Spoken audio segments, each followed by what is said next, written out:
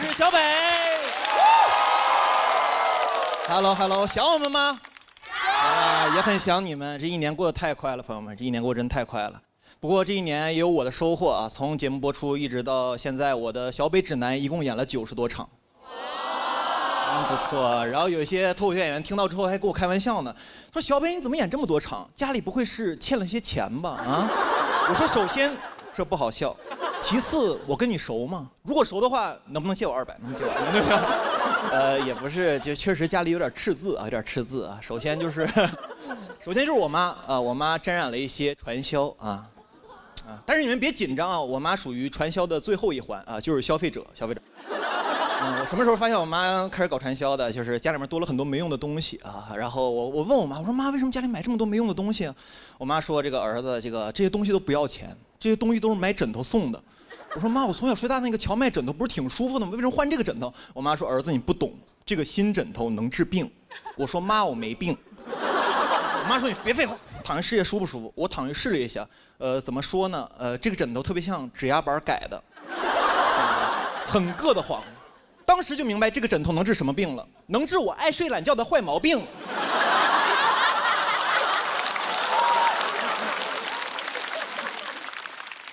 但是我爸从来没有抱怨过我妈一句，从来没有说过我妈一句不是。不是因为我爸这个人多善解人意，是因为他投资也失败了。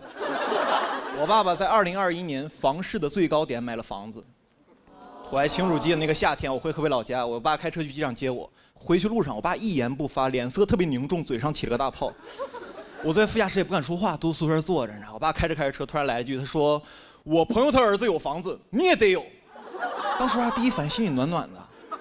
我说我爸要给我买房子了啊！我爸第二句话说的是：“我交首付，你还房贷。”当时有点懵，我说爸，我问你个问题，他儿子有房贷吗？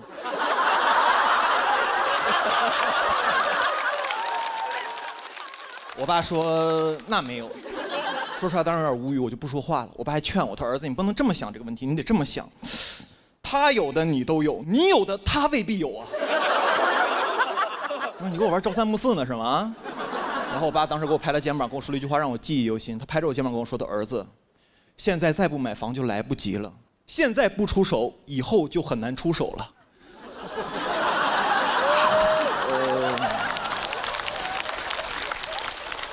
怎么说呢？也算说对了一半吧啊，一半。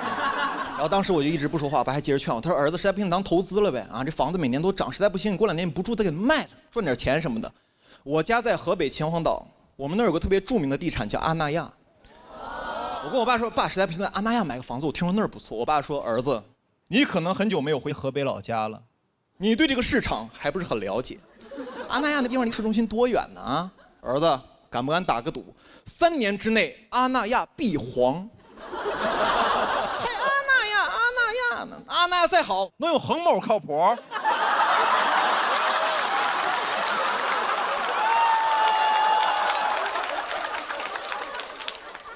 有，朋友们有。我从小到大观察我爸，其实我爸对投资这个事儿一直属于特别稳健的状态。就房地产蓬勃发展这20年，我爸一直属于观望的状态。直到21年直接出手。你就说我爸厉不厉害吧，一出手就有。当时我真是感慨，朋友们，我说我爸真是高手，高手应该在高点入局。我爸特别像盖里一句歌词，就是老子一抬手就能摸到天。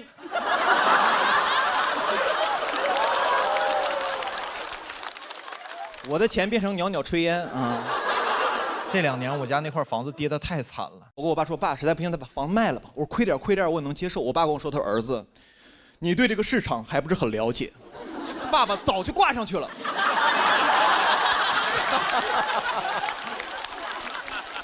我都懵了，你知道？但是我不能怪我爸我妈，确实不能怪他们。虽然他们是投资界的卧龙凤雏，但有句古话说得好，虎父无犬子。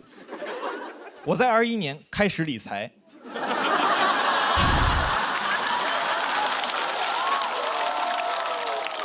当时不知道从哪听了一句话，感觉很有道理，就是鸡蛋不能放在同一个篮子里。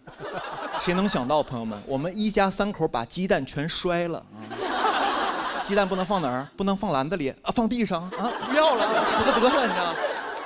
但是就这么投资，我家也不是一个蛋都没剩下啊，我们家剩了3个穷光蛋啊。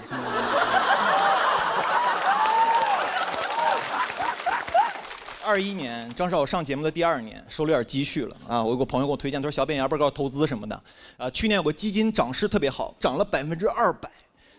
朋友们听完我都懵了，我说那还讲毛线脱口秀啊？那玩意儿来钱也太慢了。聪明人就爱用钱生钱，买啊！当时特别果断。还有一个原因，就是因为当时我爸和我妈都不看好这个。我说这不就有了吗，朋友们啊？排除2个错误答案啊，剩下的 C 不就是正确答案吗？谁能想到啊？这个答案还有个 D 选项，以上全错。我最近看了一下，我买的时候好像是这个基金近10年的最高点。说实话，挺浪漫的。这个基金在最美好年纪遇见了我。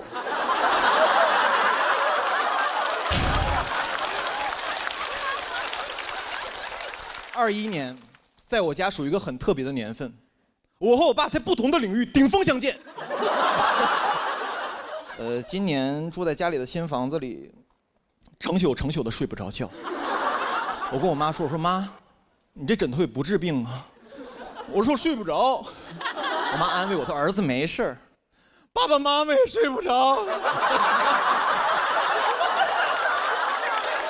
这枕头能不能治病我不知道，反正这2年给我治得服服帖帖的。治好了我的阳光开朗，治好了无忧无虑，我的天真浪漫再也不会复发了啊！朋友们，不说了，时间不等人，我准备去买黄金了。谢谢大家，我是小北，谢谢。Hello， 大家好，我是小北。太棒了，朋友们，知道现在几点了吗？凌晨2点啊，凌晨2点啊，很嗨哈。好巧不巧，去年呢，我有一轮次也是凌晨2点上台，当时非常困啊，非常困，不仅我很累，观众也很累。我记得我当时在舞台上表演呢，这不搞笑呢，在这幽默呢。我余光一瞟，第一排有观众眼睛已经闭上了，我当时特别想给他个大嘴巴子。我说大哥，你醒一醒啊，一会儿还投票呢，你还把眼睛闭上了，黑灯还没闭眼睛呢。我闭上了，你没看见。哎，确实也是录了好几年节目了，有种感受，朋友们，我感觉每次录这种节目都很考验人性，真的。一般都是这种 PK 环节嘛，啊，每次 PK 的时候我心情都很复杂，就是每次 PK 我那个人在前面讲的时候，每次讲的好笑吧，我笑不出来；每次讲的不好笑吧，我怕自己笑太大声，你知道吧？朋友们，录节目要做好表情管理，真的啊。去年录完之后，我回家看了一遍节目啊，当时有个选手在上面表演的时候。切到了个付航的镜头，付航当时比较严肃嘛，就面无表情地看这个演员。当时飘出一个弹幕说：“付航的底色好悲凉啊。”有一次刘洋在这样表演，我也是面无表情地看着他，飘出一个弹幕说：“小北有啥不服的啊？”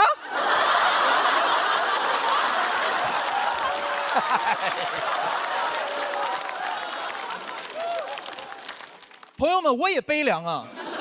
你们可能不了解我内核也是悲剧，你知道吧？我真是服了。每次录这种节目，主持人也特别欠。每次一个人表演完之后，然后说那个谁不服啊 ，PK 一下，梆梆梆站起几个人，主持人特别欠。主持人要 Q 一个问题：你今天为什么选择这位选手 PK 呢？大家就开始编一些莫名其妙的理由因为我们都是北京的演员。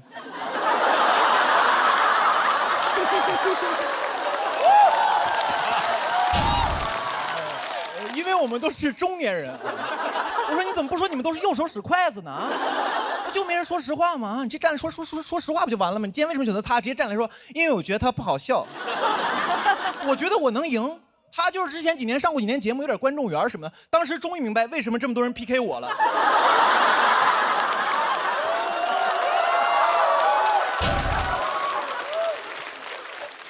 而且演员每次参加这个节目都很体面。每次这种 PK 结束，赢的人、输的人站在台上，赢的人都很体面。每次赢的要帮输的人找补2句。每次一比完，赢的人在旁边说：“其实他线下是个特别好的演员。”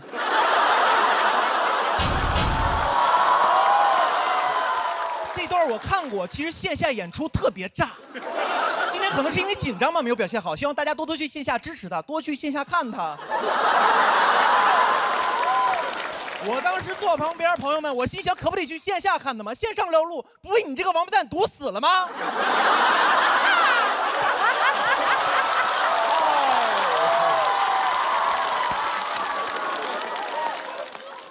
而且都输成那样，谁想去线下看他呀？啊，不都想看你吗？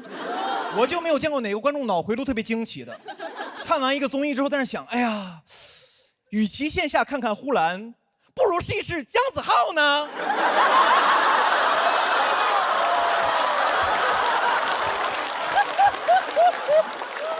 朋友们，姜子浩是个特别难找的案例，有名气不搞笑。不是你们是不是觉得我太刻薄了？你知道吗？其实没有，我跟姜子浩私底下是特别好的朋友，你知道吗？真的，他那段我看过，其实线下演出特别炸，你知道吧？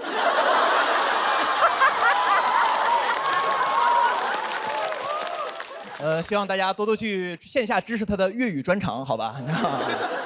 其实身边的人，这个有些朋友总有人劝我，他说：“小北，你录节目的时候 real 一点。”他说：“真实的人很招人喜欢。”我说 real 是什么样子？他说 real 的人就是你开心的时候就有什么想法都说出来，你开心的时候开心，难过难过，生气的时候你就骂。我说那不就是翟佳宁吗？我说这种人也不是很招人喜欢吧？啊？我朋友说，哎呀，小北也不全是。我说这不就是观众喜欢的活人感吗？他多有活人感，我看很多网友让他去死一死呢。大家小时候都看过一个这个童话故事，叫做《皇帝的新装》啊，告诉大家做人要诚实。其实我长大之后又看了一遍啊，上班之后我其实特别能共情那些哄骗皇帝的大臣，我觉得他们太不容易了啊！项目做得好好的，都快结束了，突然路边来个小孩说：“我觉得这个项目有问题。”我当时大声我都气死了，我说有啥问题啊？领导满意，进程顺利，我说就你聪明，就你明白，难道我们这帮人不知道这个项目在裸奔吗？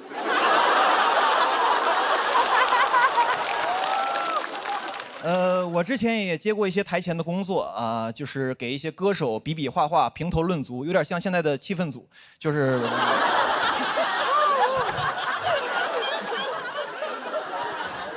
然后当时呢，一个歌手表演的是自己的一个原创曲目啊，然后唱一会儿就忘词儿了。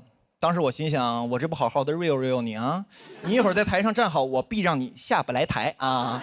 但是当他表演完结束之后啊，所有的导师和明星都在安慰他、鼓励他。我说不对呀，我说这哥们儿身上有点东西啊，他身上有皇帝的新装啊。我当时脑海中跟走马灯一样，你知道吧？走过了好多前辈的身影，什么柯以敏啊、丁太升啊。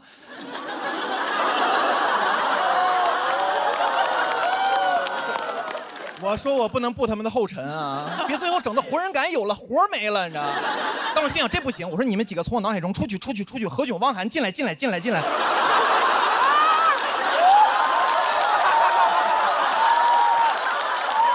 时我就这么评价的，我说哥们儿，我觉得你这个说唱真不错，很有态度，我很喜欢，我尤其喜欢中间那段留白。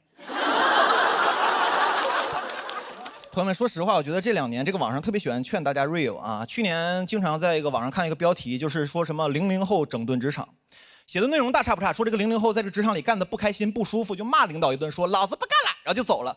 但是我看完，我觉得哦，确实挺过瘾的。后续呢？后续你怎么不写了？00后整顿职场，回去之后被房东整顿，吃糠咽菜睡桥洞，然后被城管整顿。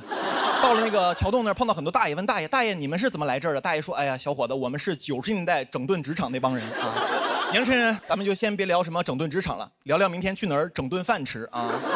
我觉得这帮写文章的人特别坏，天天鼓励00后整顿职场，骂领导。我说你为啥不骂呀？啊，是因为你有家庭吗？这帮人真的特别欠。这帮人是哪种人？朋友们，这帮人特别像在职场里，但凡你干得不舒服，有个人在你耳边说，这你能忍？这要我忍不了，咬他啊！朋友们，最后我想说 ，real 的事儿就让我们脱口秀演员干就可以了。我呢就不劝大家在职场 real 了，我祝大家在职场 rich。谢谢大家，我是小北，谢谢。大家好哈，今天主题赛这个主题叫做说出来又如何？说实话，有一些话真的不方便说，你知道吗？当这么多人面呢，怎么好意思呢？我想当明星。朋友们很羡慕，真的很羡慕，很羡慕。每次录节目的时候，庞博、付航出来的时候，观众那个歇斯底里的样子啊，庞博啊，付航，我想要的不止于此。我想要特别疯狂，在大街上走，突然有人认出来啊，小北，很想火，朋友们，很想火得匪夷所思。我很想火成拉布布。其实也是最近想火成拉布布的。我前2年其实想成为林娜贝尔，你知道吧？我想火的，因为一些莫名其妙的词都能上热搜，比如文娱榜热搜第1小北脸，第2个热搜微博崩了，第3个热搜这个世界还会好吗？第4个热搜还好这个世界有小北，你知道吗？火到各大品牌都找我代言，但我首选的就是统一春福无糖茶。一口春福茶香倍儿足啊！不仅是因为产品好，还是因为它从喜单依旧陪伴我一直成长。当然了，你虽然找我代言，我要保持低调，我怕别的品牌方看到我只给你代言会生气。统一春福无糖茶是好茶，我也是真的好茶。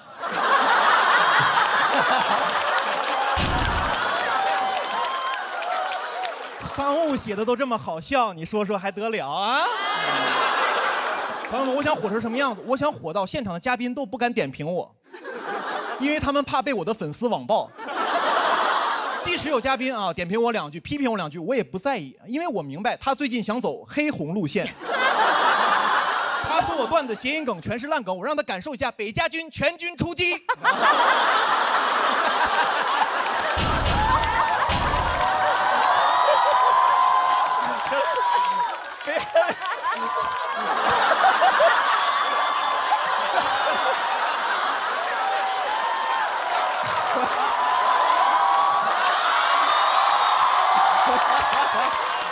哎呀，而我没有这样的粉丝。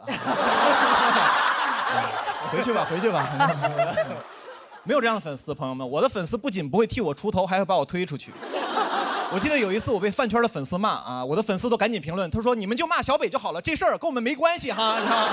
还有人给我发私信说小北那个我先取关了呀，啊，我先看一下这个舆论走向哈。朋友们真的很想成为明星啊！有的演员跟我说，他说小北其实你就是明星，我不是。朋友们，我这个位置确实很尴尬。你说我是普通人吧，我能上综艺；你说我是明星吧，我1年只有2档综艺可以上，还得2选1。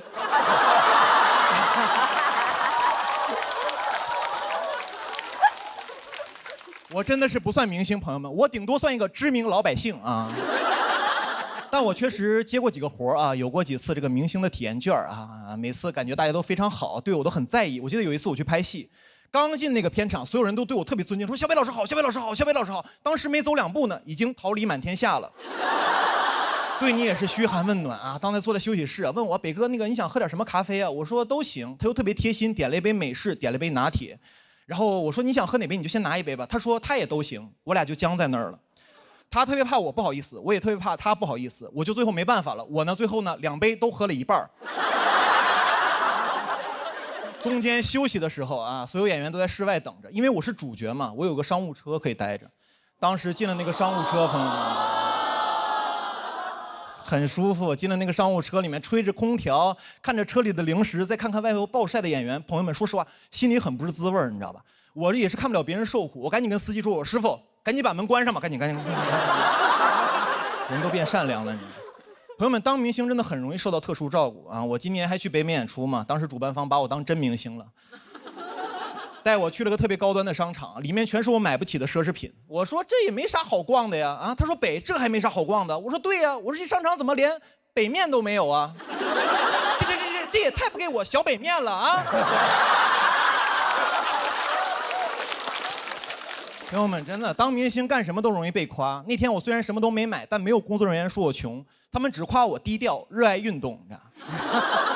朋友们，人总被夸就很难听一句那种批评的话了。我第1赛段输给了门枪，工作人员都安慰我，他说：“哎呀，北开场确实不容易，这个票市容易受影响。”只有我的真朋友跟我说，他说：“小北啊，你这段确实没有人家门枪那段好笑。”当时我就开始反思了，我就反思我当时怎么交了你这么个朋友啊？我就有点生气了，他跟我说：“北啊，你消气，忠言逆耳。”我说：“哦，逆耳就是忠言是吧？那我有句话跟你说，滚！”给我气的。但我这个朋友追星，朋友们，他虽然不心疼我，但是他心疼他家的哥哥。有时候跟我讲，他说其实明星很辛苦，小北，明星很辛苦，每天通告很多，作息不规律，熬夜，连续加班，甚至会脱发。我说我身边人都这样啊啊！你不强调这个职业，我以为是程序员呢。哎，他说真的很辛苦，明星很多平时这个压力大，很容易焦虑、抑郁。我说哪个行业都容易焦虑抑郁啊！我们脱口秀行业就容易焦虑抑郁。如果你们了解我们脱口秀行业的话，你们知道我们很多演员讲脱口秀之前就有抑郁症，有的讲着讲着得了抑郁症，有的一开始有抑郁症，讲完脱口秀之后好了，没红又得了抑郁症。我说明星不容易，你朋友我也不容易啊！我就没见过哪个明星抑郁症之后去挂号的，那不都挂在热搜上了吗？而你的朋友连号都挂不上。其实我觉得大家喜欢明星就是挺好的，但不用心疼明星，多心疼自己身边的人因为明星其实过得还不错大家相信我，因为我当过明星。谢谢大家，我是小北，谢谢。Hello， 大家好，我是小北。很开心最近呢，我不是快乐小狗了，我是快乐狗爹。最近养了个小狗，然后朋友教我怎么养嘛3个月大小狗吃的有营养一点，让我吃什么鸡蛋、鸡胸肉、胡萝卜。我说在上海确实不一样狗改不了吃 brunch。我朋友说再大点可以给他办狗证了。我说什么叫狗证？他说狗证就说明他是条上海狗了。我说这么快就落户了？朋友们，我来上海快7年了，我还没落户呢。我说他凭啥呀？凭他可爱。凭他能给人带来情绪价值。我说我的工作就是给人带来情绪价值。弄了半天他是快乐小狗，我是河北土狗是吧？我朋友说狗办狗证很简单，打狂犬疫苗就可以。我说我也打狂犬疫苗了。我真的有点嫉妒他现在，有时候在外头遛他的时候，我有点吃醋，我想报复社会，我有时候想咬路人一口。还好当时有狗绳牵着我。当时那狗一回头，眼神里感觉就说了一个字 ：no。一个普通人确实在大城市很难落户但是一些品相好年轻人还是不一样。比如有一些海外留学背景的这种算血统比较优良的。我当时有点难受，我说我血统也挺优良的，我是土生土长的河北人，而且我每年参加脱口秀比赛，我说我属于赛级河北人。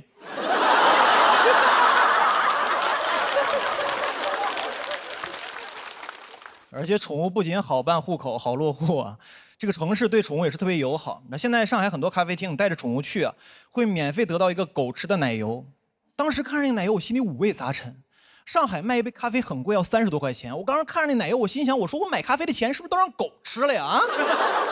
而且该说不说，朋友们，那个奶油不好吃。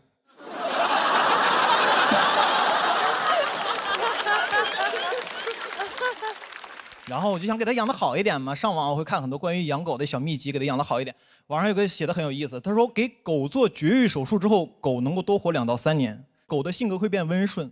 我在想，那些狗如果知道自己脾气暴躁的后果是这样的话，他当时肯定说你等会儿，我觉得我的脾气还可以克制一下。然后还有说这个狗狗做绝育还有好处，就是不会乱尿尿了。我说尿那儿也听你人类的，又要听你话，又要绝育，以后别说狗是人类最好的朋友了什么忠犬八公你人类想要的是忠犬八公公。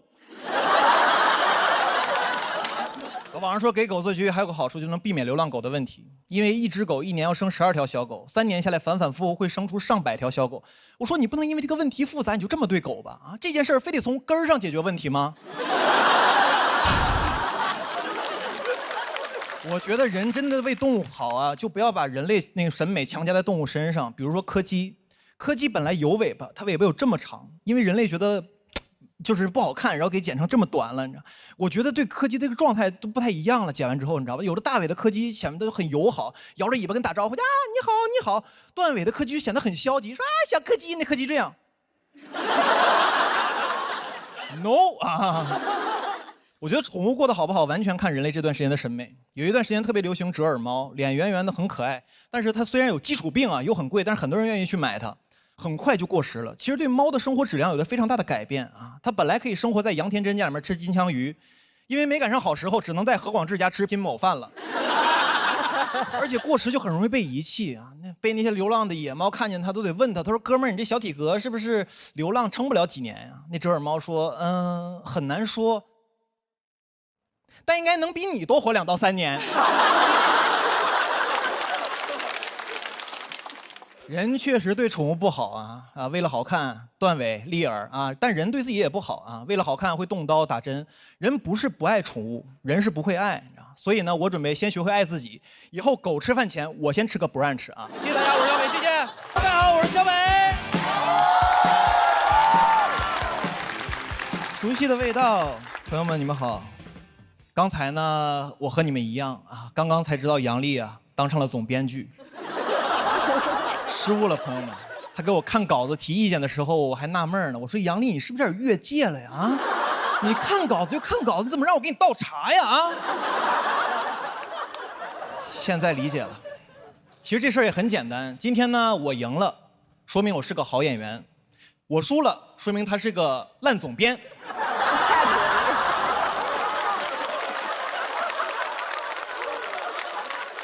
哎，讲讲好久不见了，然后讲讲去年。去年在我人生中发生一个特别大的事情，朋友们，去年我同居了，年底又分居了。同居这个事儿真的不是很妙，朋友们啊，我不是不喜欢同居这个事情啊，我是不太喜欢同居那个时候那个状态自己，你知道，我变得很计较。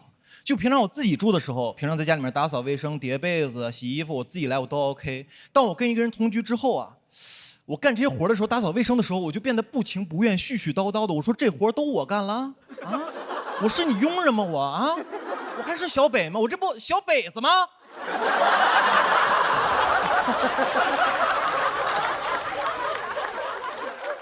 而且好多事都要迁就对方，你知道，我自己住的时候我饿了，我自己订外卖吃就非常方便。当我跟一个人住的时候，我订外卖我就问对方，我说我饿了，我订外卖你吃吗？他说我不吃，我会重复的再问一遍，我说你确认这个外卖到了之后你也不饿吗？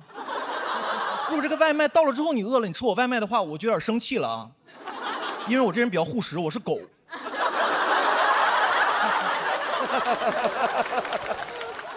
而且同居之后很多事都要分享，看电视剧你们要分享啊，就是吃饭的时候，假如你们吃饭的时候看2集电视剧，只要这电视剧你们看2集，这个电视剧啊就不属于你一个人的了。啊，假如有一天你自己在家住啊，有点忍不住了，偷偷摸摸的钻进被窝里看第3集，朋友们，这个行为跟出轨没有区别。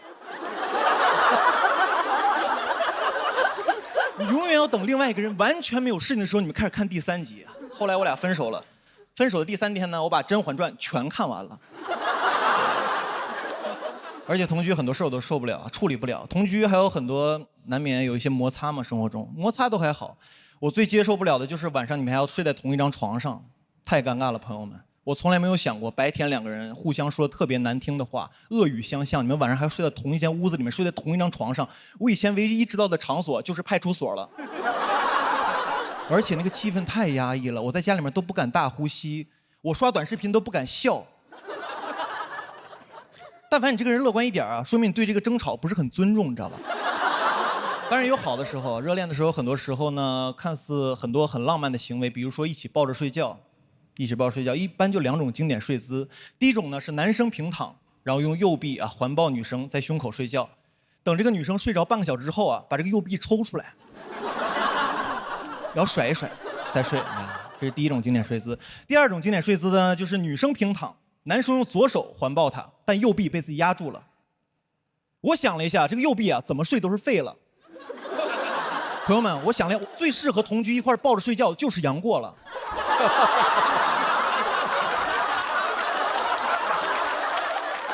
而且2个人睡觉真的不是很舒服，因为我属于神经比较衰弱的那种人，你知道，我觉特别轻，我特别怕旁边人发出动静，就打呼噜啊什么的。其实打呼噜打得匀都还好，我就怕那种打得不匀的，打着打着突然停了，我这神经衰弱我能睡着，我蹬一就起来，我说看你鼻息，看你鼻息，怎么没鼻息了呀？啊，我手麻了。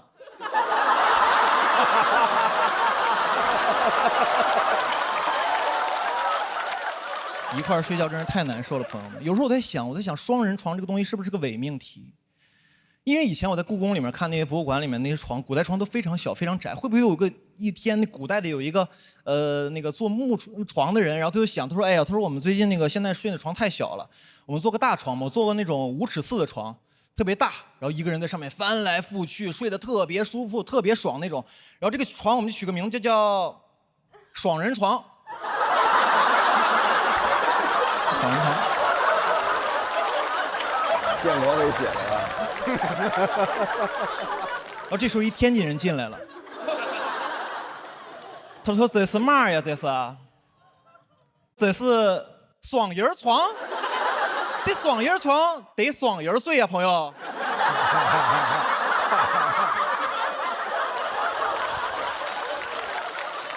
晚上听这个还不来劲啊？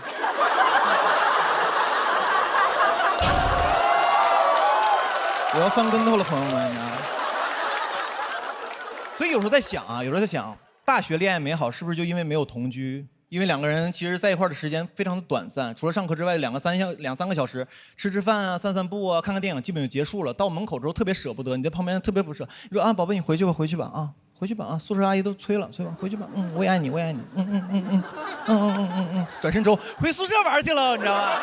每个人有各自的空间，我觉得挺好的，我觉得这真挺好的。所以大家现在如果条件允许的情况下，尽量就不要同居了。我给大家提出一个特别先进的谈恋爱的方式，叫做走读。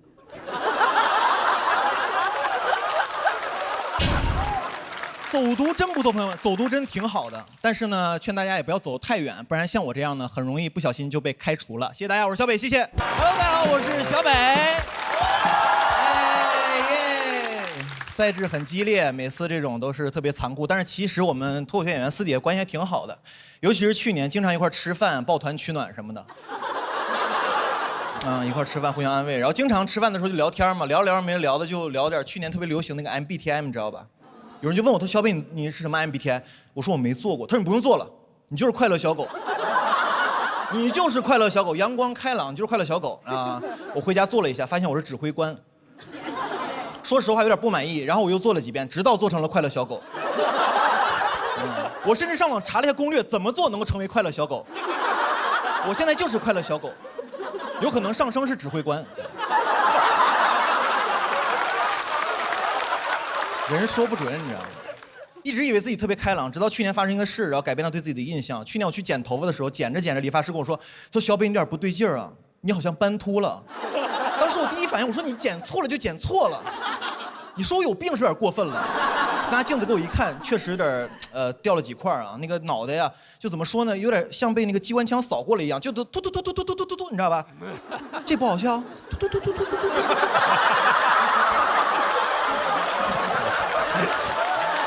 又来了。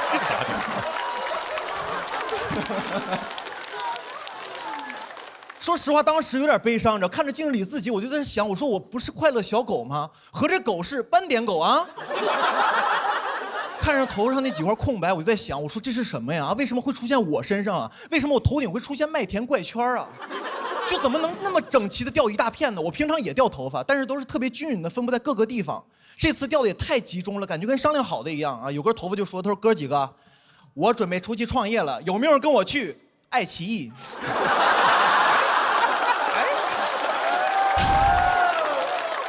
开玩笑。而且斑秃那阵子人特别敏感，但凡我们这行业出点事儿啊，就是有网友给我发私信，他说小北啊，你要爱惜羽毛啊！我当时就火，我说谁不爱惜羽毛呢啊？你不懂，是我的羽毛不爱惜我。我后面有点紧张，还是去看了皮肤科，去医院看了，然后医生非常淡定，他说现在上海很多年轻人都有这个状况，都会斑秃啊，很多人因为焦虑、压力大。我说大夫不可能，我是快乐小狗。那大夫说：“先生，你不要着急，有两种情况，一种是你压力大、焦虑，还有一种情况呢是这个你血有问题，之后可能要做化疗。”我说：“你要这么说的话，压力确实有点大。”我就非常着急，你知道，我就问大夫，我说：“我说大夫，我这怎么才能好啊？”他说：“你平常几点睡啊？”我说：“这个平常晚的话就是8、9点，早的话就是12点。”大夫说：“我有点没听懂。”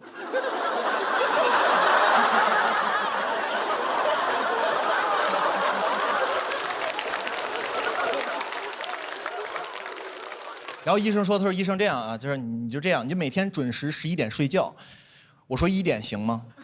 医生有点生气，医生说：“你怎么还讨价还价呀？”我说：“没你这么当医生的，我是诚心想好。12点半行不行啊？不行的话，我去隔壁看看别的专家。”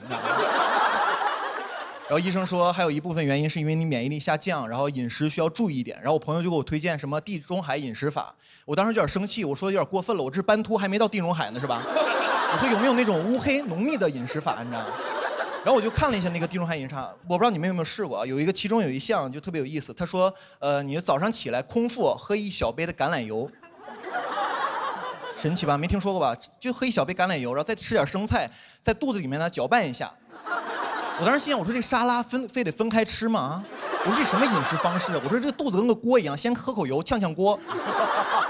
我说怎么想的喝橄榄油？我说那玩意儿能喝吗？谁会喝那玩意儿啊？我喝了，太难喝了。那次喝橄榄油怎么说呢？就感觉有点挂壁。很多东西放到嘴里啊，一不注意啊，它就滑下去了。吃葡萄滑下去了，瓜子儿滑下去了，口香糖滑下去了，你知道吗？后来发现这个牙线也没有那么难消化，你知道吧？然后网上还跟我说，他说健康的生活方式最好是那种饮食清淡、少油少盐、定期运动、适度交友。我说这个生活方式怎么跟狗一样啊？还有些人把自己那个体脂练得特别低啊，就感觉这个人啊特别的柴，你知道吧？我当时一看这人，我说柴犬。而且那些体脂特别低的人，我在想那些健身的人真的开心的吗？你们见过那些人吗？体脂特别低那种，跟穿个羽绒服一样。他们最开心的时候就是健身打比赛的时候，每次都这样。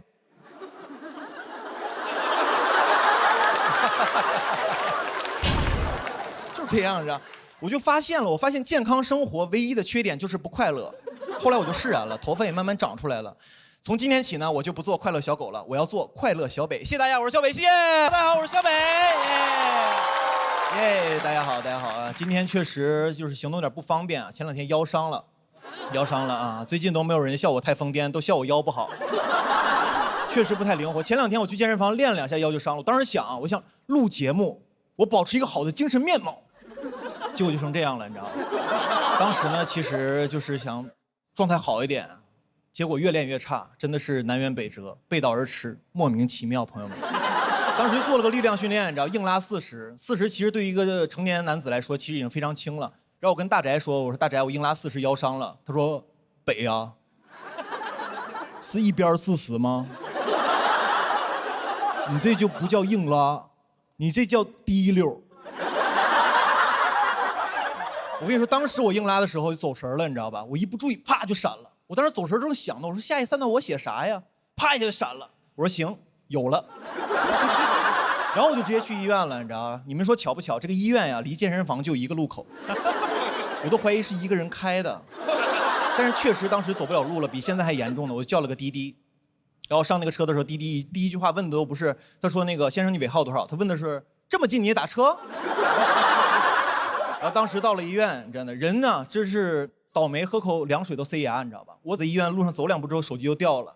你知道这个腰伤了之后啊，这个腰我就弯不下来了，我就直着腰啊捡那个东西。怎么说呢？那个动作特别像蜘蛛侠上旱厕。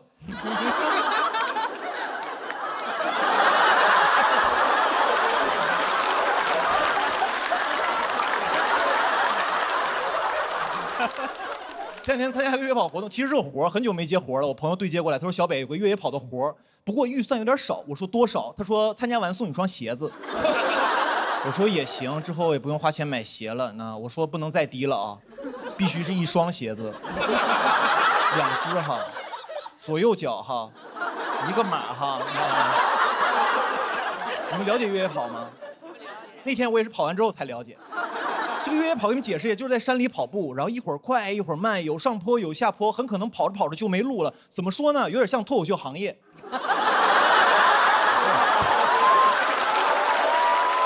我说这个是我领域啊，跑一跑。那次我跑的是12公里，其实在越野跑里面算比较短的了，一般还有那种100公里的。当时我听100公里我都惊了，我说这还是运动吗？这不逃难吗？当时出发前我跟我爷打电话呢，我爷说哦，他说这个现在要越野跑啊，我小时候叫闯关东。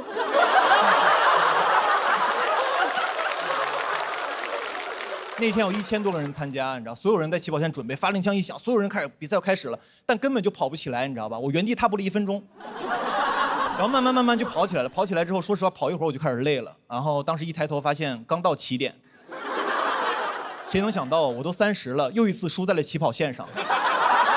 真的是身体不好。那天跑2下之后呢，左腿就抽筋了。左腿抽筋之后，我跑着跑着说：“哎呦，抽筋了，左腿！”然后前面有个女生回头笑我：“啊，左腿抽筋了。”然后她又岔气儿了。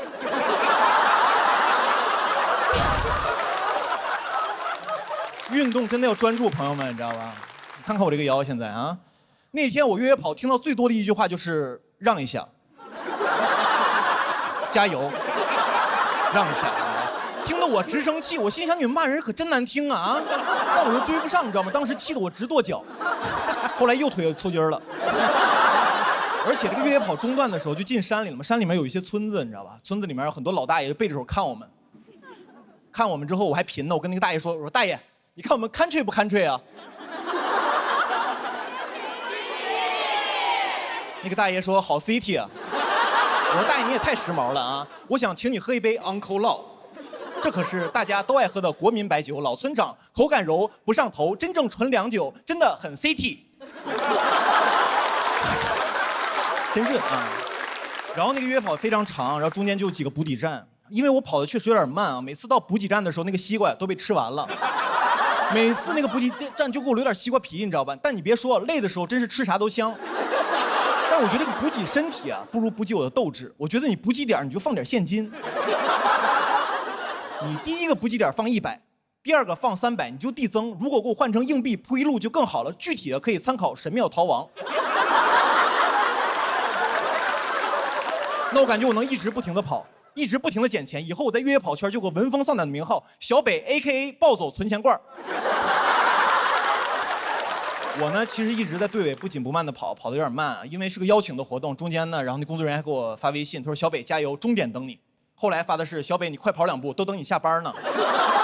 但是最后我还是完赛了，因为后半程呢我全力冲刺，因为他们最后给我发的微信是，他说小北你在哪儿呢？发个定位，山里有狼。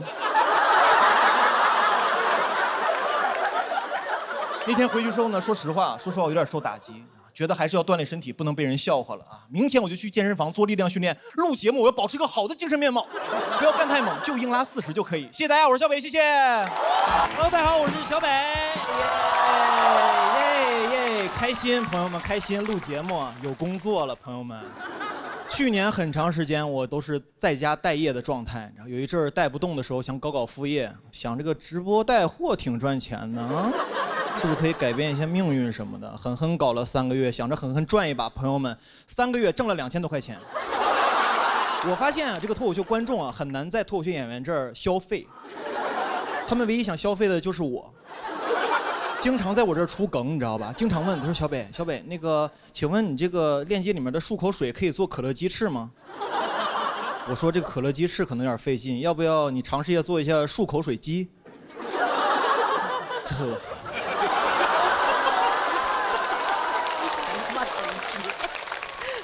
很多人还有人问我，他说小北，你为什么不卖点美妆产品？你之前不是做过美妆博主吗？我说我是做过，后来不是转行了吗？我有点忘了，以前那个腮红画在脸颊，后来不是画在鼻头了吗？以前是小美，现在是小丑。为什么不赚钱还直播呢？是因为直播有个隐性福利，就是会送一些小样什么的，你知道吗？那些东西用着用着呢，就有点恐怖了，一下子把我的生活品质拉上来了。很多东西我都不用啊，比如说漱口水，我平常都用自来水漱口。后来用着用着，我发现离不开这些东西了，你知道。我最开始直播的初衷是什么呢？就是给观众们挖一个消费陷阱，后来自己跳进去了。因为我知道一个道理，就是由奢入俭难，朋友们，很多事情你体验之后呢，就很容易习惯。尤其是这2年啊，上了节目之后呢，偶尔会做一下那种头等舱什么的。基本都是客户订的。第一次做的时候就客户订了，但我不知道他给我订了头等舱，我背个小书包就去安检去了，走的是那个经济舱那个队，你知道吧？然后当时还特别怕飞机餐难吃，特意吃了碗和府捞面。我说我已经是个小男子汉了，一定要照顾好自己，吃得饱饱的上飞机。然后登机的时候排的也是那种经济舱队，然后当时工作人员给我看，他说先生看一下那个登机的码，我给他看了一眼，他看完之后，然后一抬头看着我，两眼放光，感觉眼神里面就4个字：与民同乐。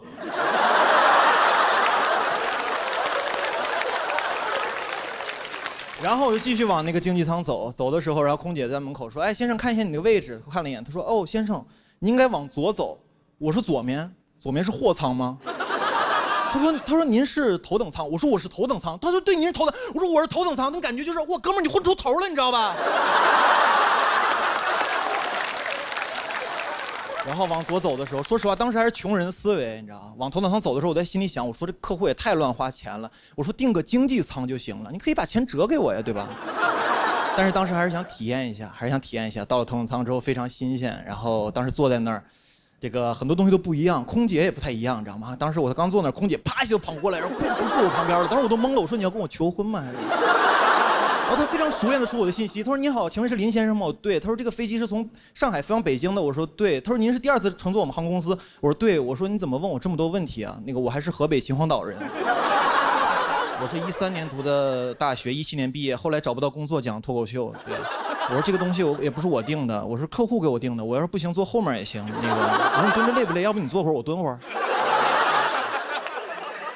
然后呢，其实也没有问这么多啊，就是很关心我。然后他问我，他说：“先生，我们一会儿有这个头等舱特殊的餐食，你要吃吗？”然后看了一下，很丰盛。但我说我刚才吃了和府捞面了。他说：“哦，您的意思是不使用餐食了是吗？”我说：“我可没这么说哈。”得吃。然后呢，他又走了，我就开始参观那个头等舱。头等舱确实很贴心，准备了很多东西，小毛毯、小枕头，还有小拖鞋，我都用了用。拖鞋我也换上了，虽然那天我穿的就是拖鞋。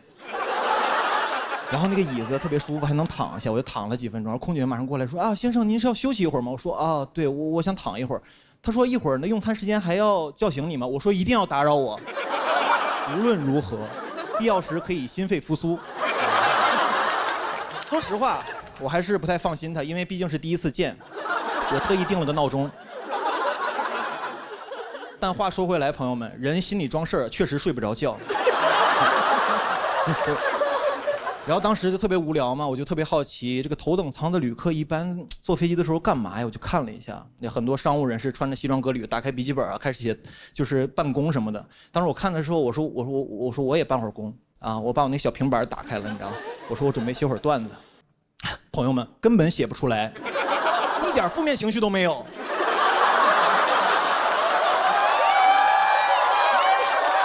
太开心了，甚至想写日记。今天我终于明白了一个道理，为什么有些脱口秀演员挣钱之后就变得不好笑了。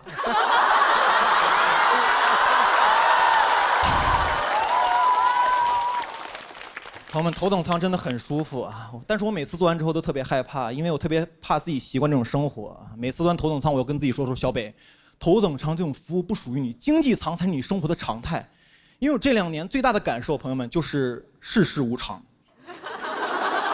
很多事儿体验着，你就没有机会再体验了，你知道吧？那种生活对我来说很不踏实啊！我踏实的还是每次回到我老家河北的时候，然后出火车站打个出租车，一上去你就问师傅，你说师傅，那个天太热，能给我开会空调吗？他说空调不要钱呀。我说舒服了，这才是我生活的常态。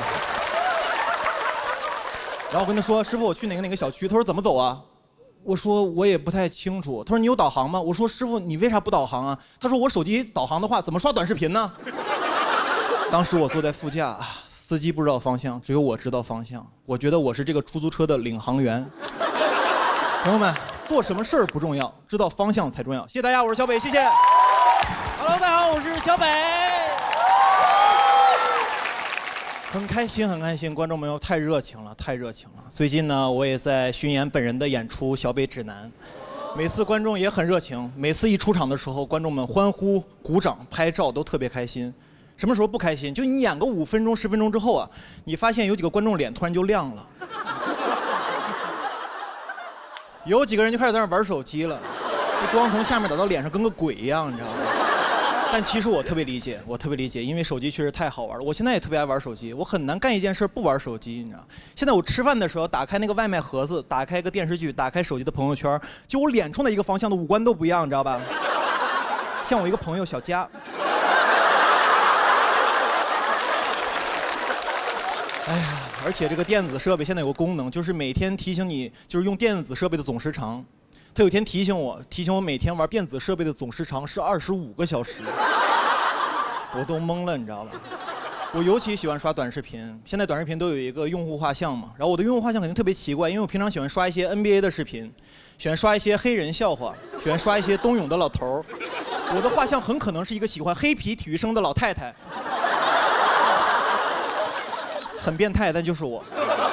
而且现在我玩手机玩都魔怔了，我看很多事儿都容易走神呢。比如看电影，今年有个电影叫《周处除三害》，你们看了吗？最后那个主角行刑的时候给准备了一桌子饭菜、香烟、啤酒，我就有一个问题，我说手机呢？我这顿饭没有手机我死都吃不下去，你知道吧？我现在太爱玩手机了，而且手机的信息量太大了，我玩不了手机我特别焦虑，特别着急。现在不仅我，很多人坐飞机没有网他都会焦虑，你知道。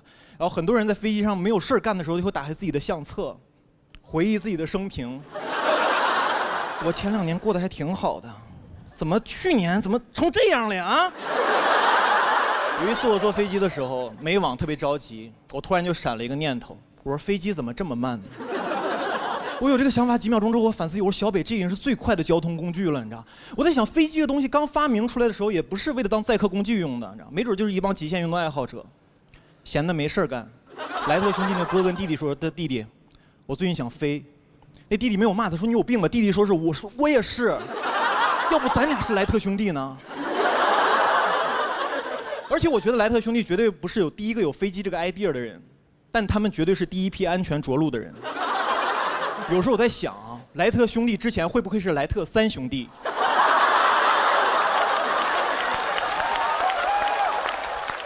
现在大家活都太着急了，经常下班晚高峰，那个高峰路上堵得死死的，然后就有一个人开始鸣笛，特别焦躁，也不知道在干嘛，也不是催谁，就是发泄情绪，你知道，哔哔一直摁，然后别的司机也开始摁喇叭，就一个开始叫，几个就开始回应，那个场景怎么说呢？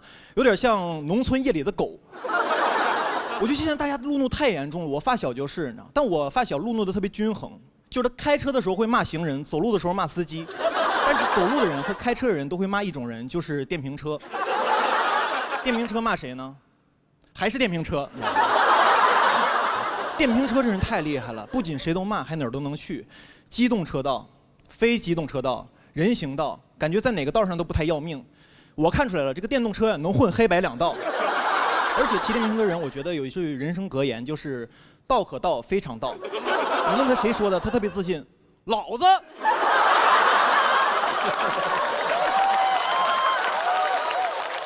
我发小就是这样，你知道，我发小这样。我发小其实平常特别有礼貌，仁义礼智信都有，一开车全没了。一开车就是会不会开车呀？啊，驾照捡的呀？着急投胎呀？我说你怎么变成这样了？感觉他握的不是个方向盘，是个魔戒。平常都好好的，一摸那个方向盘 ，My pleasures。吓死我了，没说错，差点说 My passion。现在我觉得大家多多少少都有点路怒症，然后我就发现从根儿上就不对劲。一开始教你的人就是一个暴躁的人，驾校教练。所以如果你有路怒症啊，我觉得大家也不要责怪自己，就是你原生驾校出了问题。